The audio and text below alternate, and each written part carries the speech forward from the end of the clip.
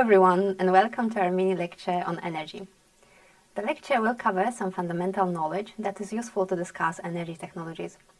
My name is Eva Marek and I teach the energy technology in our department. We will of course not go through the whole course today, but we will nevertheless cover quite a bit of material. First, we'll discuss different forms of primary energy, then a few examples of energy transformations, and we will finish with a few notes about the electricity grid. Let's start with primary energy. What do we understand by primary energy? Primary energy is energy harvested directly from nature, and we can divide primary energy into fuels and flows. Fuels represent substances that store and provide primary energy as chemical energy. So for example, coal, natural gas, or biomass. In contrast, flows represent energy from movement. So for example, energy from flowing wind or energy of traveling photons. And do we use more fuels or more flows in our energy systems? To answer, let's look at the world consumption of energy by source. And we're going to have time on the x-axis in years and the energy consumption on the y-axis, and this is expressed in million tons of oil equivalent. And what we see here is that coal, natural gas, which is here, oil, and some part of the nuclear power, these are all fuels. In contrast, the blue bit here and some of the renewables, or most of the renewables here, are flows. And if we add up fuels and flows, we're going to come up together to about 80% of global electricity, of global energy usage, being actually supplied by energy from fuels. So our primary energy in 80% comes from fuels. Why is that? Why do we use so much fuels rather than flows? And you may already know the answer, and you may expect that or suspect that it will be connected to energy transformations that we want to discuss next. Before we do so, I hope you remember that we can't destroy energy, but we can transform it from one form to another.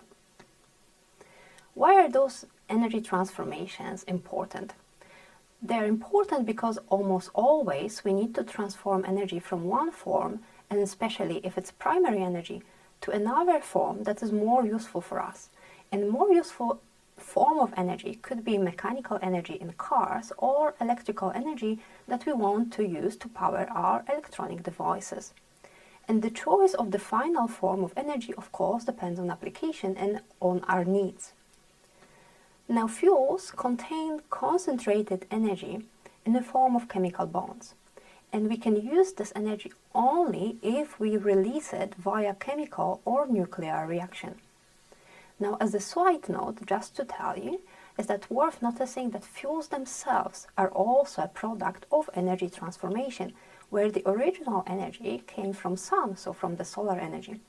Now, light has been transformed into plants. That took months, sometimes years. Then that plant matter was transformed then into muscle fossil fuels, and that transformation undergone only after millions of years with influence of pressure and temperature. So we transform energy from fuels, but we also need to transform energy from flows. And because of the nature of flows, their energy firstly needs to be harvested to be useful. This harnessing of energy from flows is always combined with transformation of energy. So for example, we transform energy from flows to heat or electricity. And this is because currently we have no means to store or transport energy from flows directly. Very often, the decision about the usefulness of one form of energy and then the transformation to another form of energy connects to the requirement of transporting energy. Clearly, some forms of energy are easier to transport than others. If we use energy locally, we don't need to transport it, but this is very, very rarely the case, because most of the time primary energy that is available to us is available at locations where people don't live, so for example offshore or underground. So to effectively use that energy, we very often need to transport it. And transporting fuels is straightforward.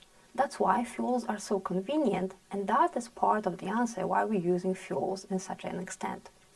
So we can move fuels from one part of the world to another, for example, using pipelines or vehicles. Another useful and easy to transport form of energy is electricity, which is transported and distributed through a transmission network. And note again that if we think about flows, we can't really transport flows. So let's now look at a few examples of energy transformations and discuss how energy is transformed from one form to another and how it connects to various applications. Our first application is stoves or fireplaces. In both, we use as a starting energy solid fuels, so for example biomass or coal. Our starting energy is the energy concentrated in the chemical bonds of that fuel. What is the chemical energy transformed into in stoves? So it's transformed from the chemical energy into thermal energy in light. This of course happens because the fuel undergoes chemical reaction, which is combustion in air. And why do we want to do this transformation? We want to change the chemical energy of the fuel into useful heat, for example, for heating or cooking. The efficiency of this transformation can vary drastically, as you can see here, from 10% in primitive stoves to almost 80% in very modern fireplaces. Now we will have a bit more difficult example, and that's going to be gas turbine. In a gas turbine, what happens, we take a gaseous fuel, usually natural gas, and we combust it to create hot and pressurized flue gases.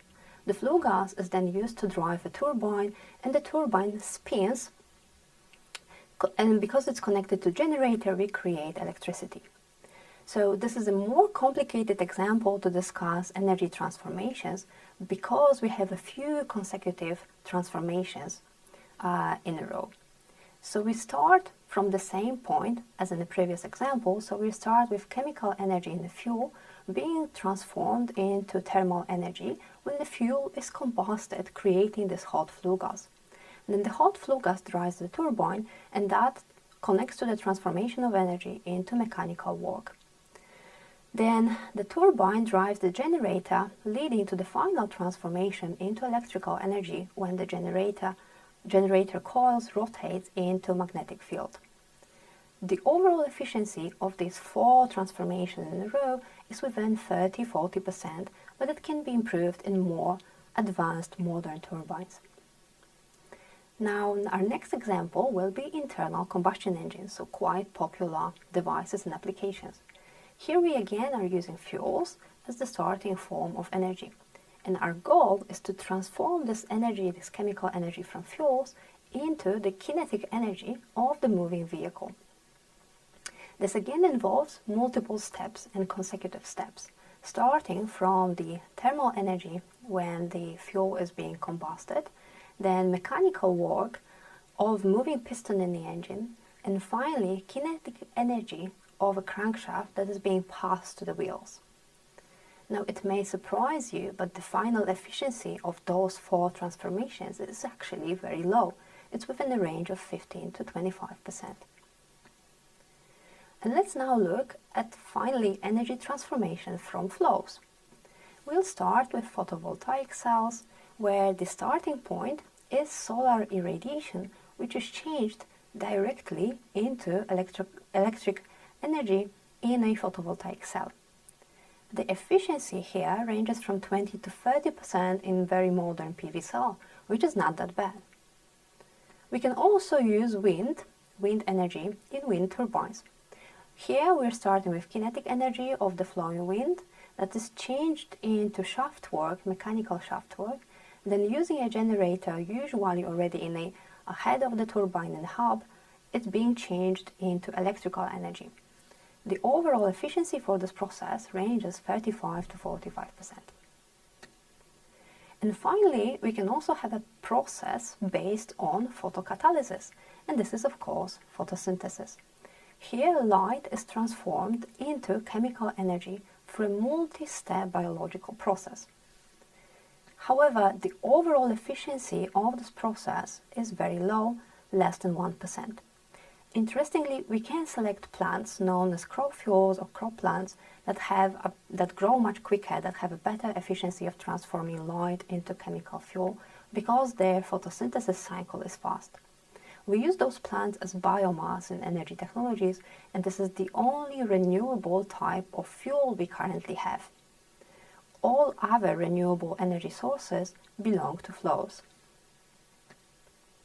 And let's now talk about electricity, which is one of the most useful forms of energy. Electricity is useful and convenient for energy technologies because it's easy to transport and it's easy to use directly in many of our applications. Electricity can be generated both from fuels and from flows. It can be stored, but the storage of electricity is not direct. So how is the electricity generated in the UK? We can check by looking at interactive maps that are available online and that are being created by Carbon Brief. So have a look at the map where we see on the map number of different dots and circles that show us electricity producers around the UK. And let's try to zoom in towards the region around Cambridge, and let's see how is the electricity produced around Cambridge.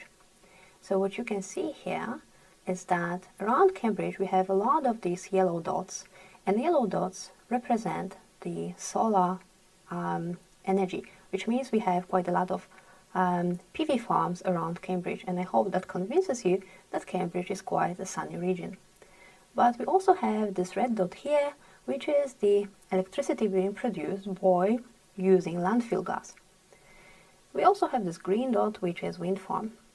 And have a look around this map, and interestingly, look how this distribution of dots changes around the UK. And we can see that we have completely different distribution of dots at the south of the UK and when we move towards north, and also that the color of these dots changes and the size of these dots changes as well, meaning that we have producers at different scale and from different forms of electricity. If we go more to the north, we suddenly see more and more green dots, which means more and more wind power. But if we go further to the north, we suddenly see more and more blue dots, which is hydroelectricity. But let's come back to our discussion with the slides. We've noticed that there's a lot of electricity producers around the UK, and the system for transporting electricity from the producers to our houses is called the electricity grid. And the electricity grid is controlled by electricity grid operator. In the UK, this is the national grid. Their role is to make the whole grid stable so that you can enjoy electricity in the same way in any place in the UK. But to keep the electricity stable and the grid stable, the national grid need to manage the grid, telling the producers whether or not they're allowed to produce, generate and dispatch their power. This decision needs to account for the number of factors such as cost of the electricity generation, availability of the power generation, power requests from the users and so on.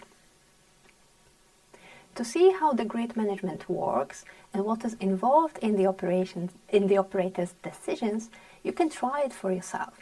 So find an online game that is called Power the Grid, where you can play being at the same time electricity producer and electricity distributor or provider, so working as a national grid. You can, for example, use a coal plant for which you will need to buy coal to produce electricity. But you can also build a wind farm or a solar farm or a hydropower station and so on. So give it a try, you can see how difficult job that is. Now, if we are curious how the electricity is being generated in the UK today, we can look at another online tool that is available that gives us electricity maps online. And by now we know that electricity requires a portfolio of different solutions. And the electricity map shows us how this portfolio looks like for the UK today. And what we see is that in the UK currently we're producing electricity primarily by combusting natural gas. Then the second in the row is the electricity from wind power, but we also produce quite a lot of electricity from nuclear source. And we can look how this distribution or this portfolio changed throughout the last 24 hours by looking here throughout the time scale of this, or that is showed in this map. And that can show us how the electricity was being generated in the last 24 hours.